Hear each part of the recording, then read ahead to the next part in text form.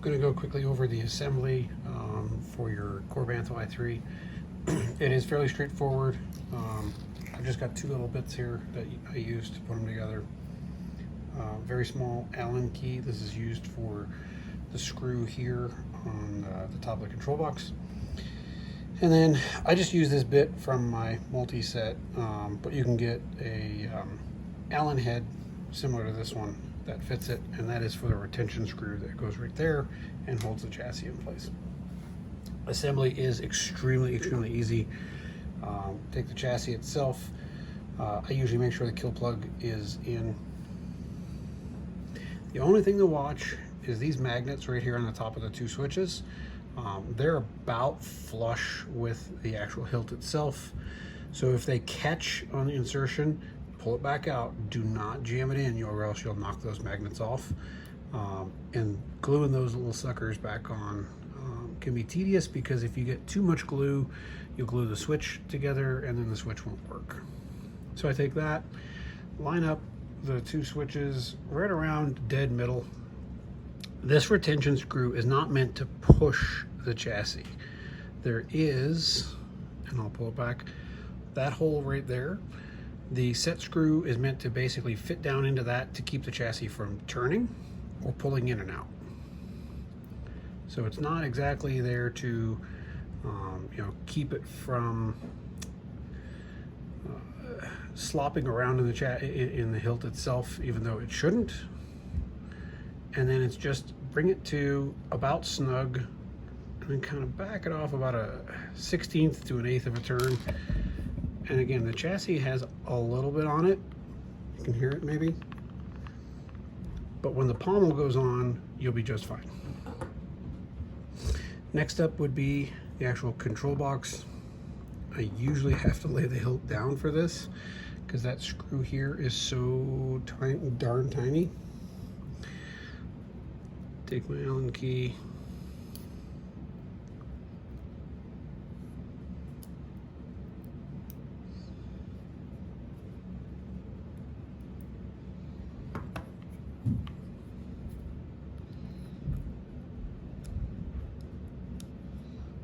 And this is why I usually have to lay it down,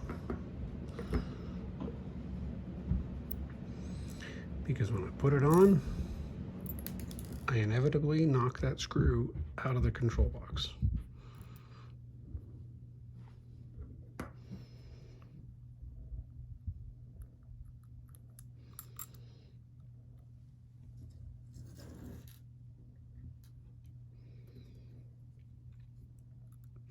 And again, this is not a screw that you really need to tighten down super tight. It's going into aluminum. Just want to tighten it to the point where it keeps that control box on the top from kind of being wiggly. There we go. So now you have the main chassis inserted. It will come up through here. The next part is the little switch cover. It's got a number of magnets glued on. If these ever come off, glue them on external like this. Don't glue them while having them in here. I do have the magnets reversed, so this panel will not go on backwards. And to put it on the right way, the green LED goes towards the emitter side. If you drop it in there, it'll snap right in place. You'll know because you can feel it going clicky on the switches. Other than that, you're pretty much assembled. You could put the blade plug in, back this out until on the inside you see it's backed off. And then I just use my finger to hold it in place. And you got your blade plug in. Handle goes on.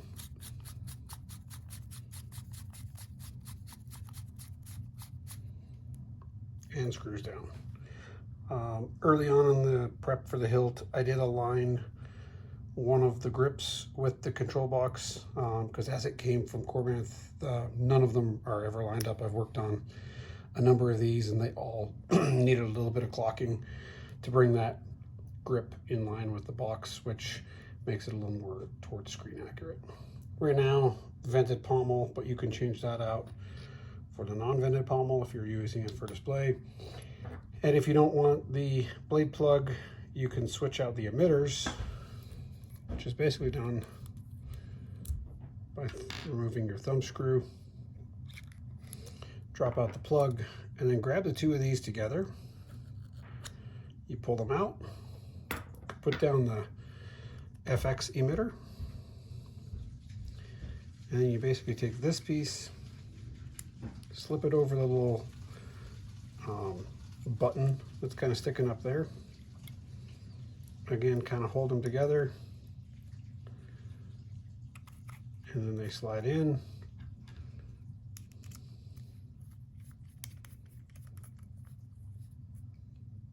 And you'll put that down. When using an emitter by itself, the thumb screw goes all the way down and prevents the emitter from making any motion. However, if you back that thumb screw off just a little bit, which is what you'll have when you have a blade or the blade plug in, you'll notice, and that's kind of something just with these Y3 kits that you can't really fix. What I do when I put a blade in, I'll kind of put my thumb under here and then slide the blade down in so that it goes snug against the NeoPixel pins. Hold it snug and then tighten down the thumb screw. I'll grab my little shorty blade here in a second and I'll show you how that's done.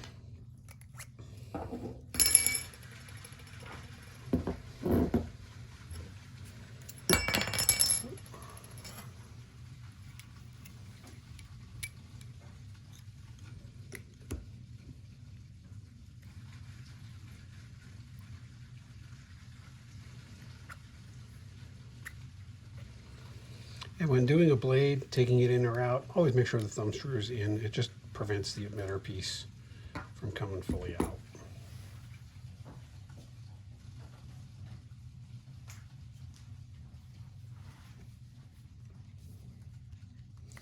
This is my stubby 3/4 inch test blade. So what I'm saying is, if you take it and you insert it, my stubby blade wants to go in, you'll see, look, it kind of vibrates on those pins a little bit. That will make it so if you're swinging it around and like tapping, there's a chance the blade could disconnect. So now I've kind of snugged it up because I pushed up on the emitter, down on the blade, and you'll see no more wiggle. Then you tighten down that thumb screw and your blade is not coming out. Disassembly is the exact same thing in reverse. For me, my big fingers, I can't grab this. So I usually just grab a pair of needle nose pliers or tweezers. You can grab the little panel, pull it up, and then it's that screw, control box off, set screw, and the chassis comes out. We'll go into a demo here since I've got the stubby blade installed.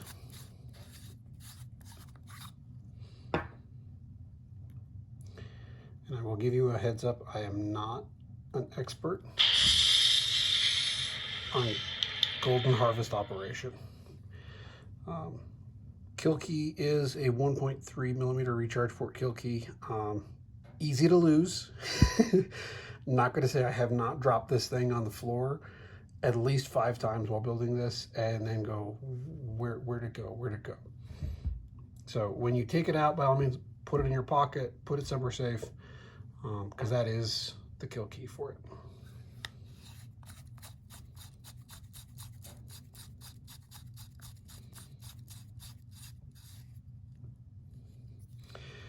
The green LED is activation, the bottom is the auxiliary. Press and hold to turn off. Press the bottom for auxiliary to change. And this is where I'll play with some fonts instead of messing with nice green Yoda fonts.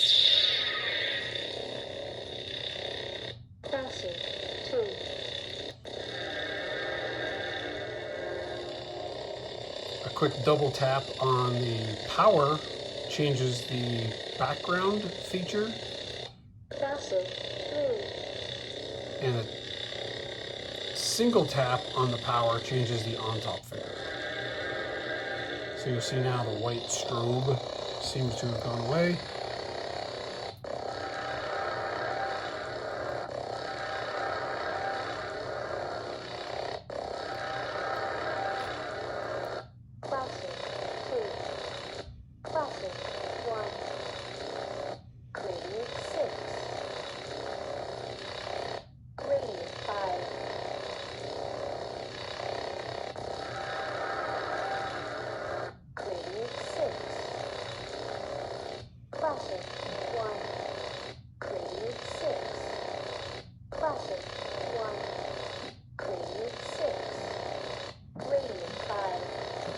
There are a lot of these in here.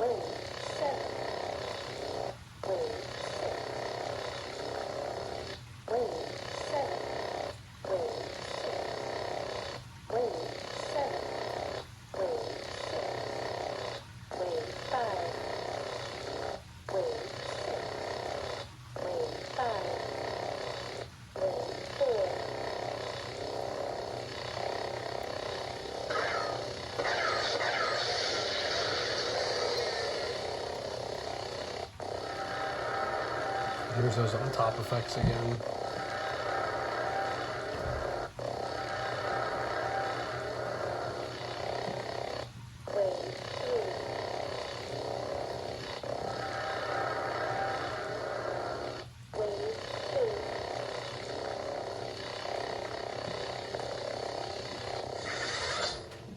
So as you can see, there's a lot of the defaults that came with the Golden Harvest.